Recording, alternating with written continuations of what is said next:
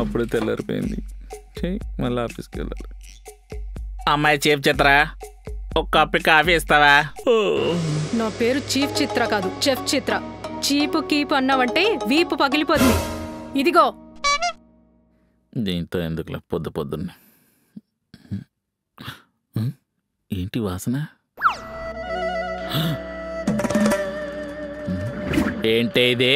కాఫీలో కొంచెం పోపేసా, ఫ్లేవర్ బాగుంటుందని.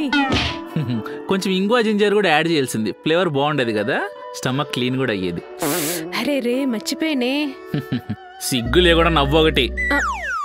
మన్నిలాగే ముల్లంగి షేక్ అని ఒకటి ఇచ్చావు, ఆ తాగిన వారం రోజులు వాష్రూమ్లోకే మకం మార్చాల్సి వచ్చింది. మీ హెల్త్ కోసమే కదండి. సర్లే గాని మొన్నేంటి నిలబడి బండి డ్రైవ్ చేస్తున్నావంట? నీ అంట్లు తోముకునే మొహానికి స్టంట్లు అవసరమా? ఆ వంటలు కాదు, గిన్నెలకి వేసుకునే మాటలు కాదు. ఇప్పుడు గుడ్డకు మరగపోవాలని చెప్పి రుద్దిన చోట రుద్దితే ఏమవుతుంది? క్లాత్ అరిగిపోద్ది. అలాగే కడిగిన చోట కడిగితే వారం రోజులు ఏమవుద్ది అంటే?